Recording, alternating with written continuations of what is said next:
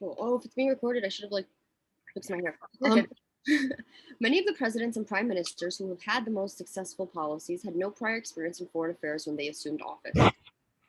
Although scholars and diplomats in the sacrosanct inner circle of international affairs would have us think otherwise, anyone with an acute political sense, a disciplined temperament, and a highly developed ability to absorb and retain information can quickly learn to conduct a successful foreign policy. All right. So what does that mean so So, far?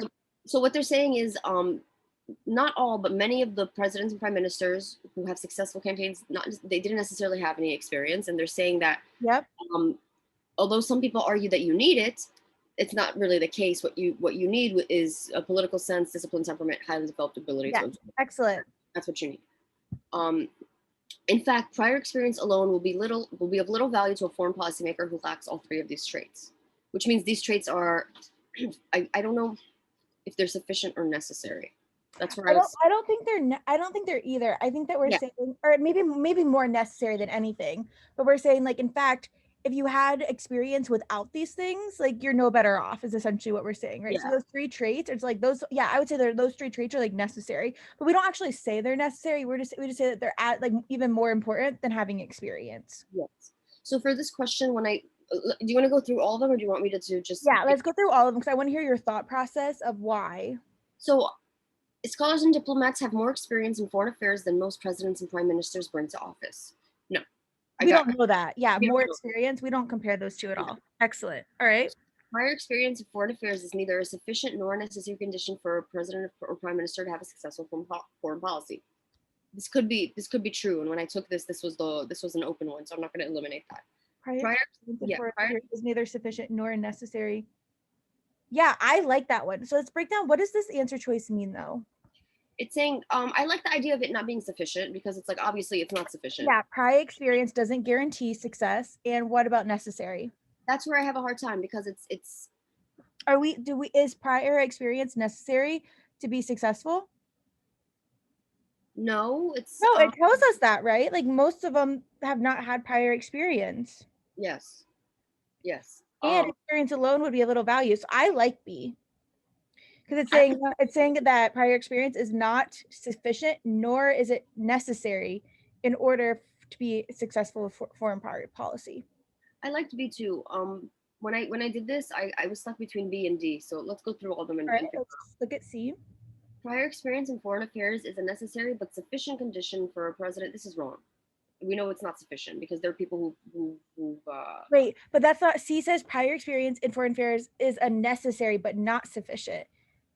But it's not necessary. Do you see this? How this one's, I think you just misread this one. This is saying that it is a necessary, which it's not, one, it's not necessary. So that's where this goes wrong. It's right when it says prior experience is not sufficient. That's true. yeah. But it's not necessary. So that's why we can cross this one off. Okay. Do you see Yeah. that? Yeah. Okay, excellent. Okay, what about D? In acute political sense, a disciplined temperament and a highly developed ability to absorb and retain information are each necessary conditions for a president or prime minister to have a successful foreign policy. So, um, it says that anyone with an acute political sense, disciplined temperament, and a highly developed ability to absorb and retain information can quickly learn, but it doesn't guarantee. So it's not. So it's not sufficient. It's not sufficient. But then it goes on to say, in fact, prior experience alone will be of little value to a foreign policy who lacks all three of these traits. I think a lot of people think it becomes necessary because of this, but we don't say all three of those traits are necessary. We kind of allude to that, but it's not that you can't be successful without one of those three.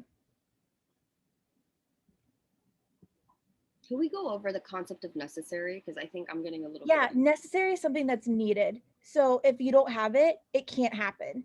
So in order to be successful, do we need to have all three of those things? Do we need to have an acute political sense, a disciplined temperate, and a highly developed ability to absorb and retain information?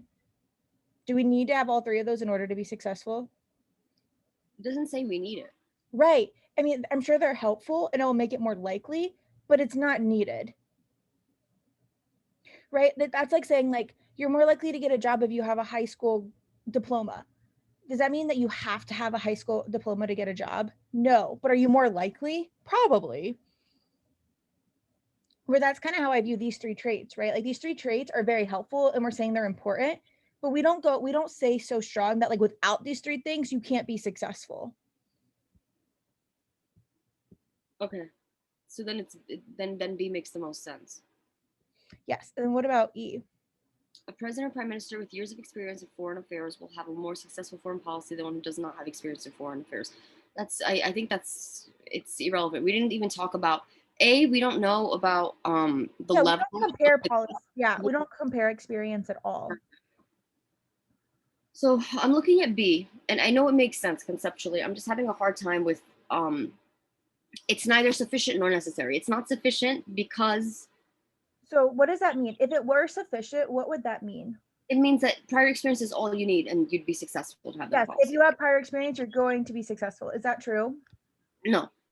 Excellent. And now it being necessary, I think the So what does fact that mean? If it were necessary, what would that mean? you have to have it in order to be successful. But Yeah. we say that there are some people who have experience alone, but without the three traits that they listed, it's not going to help them. And it says many of the presidents and prime minister who has had the most success in foreign policy had no prior experience. So Like that's what the first sentence says. So we know people were successful without it. Yeah. So it's neither sufficient nor necessary. You Okay. like that? Yeah.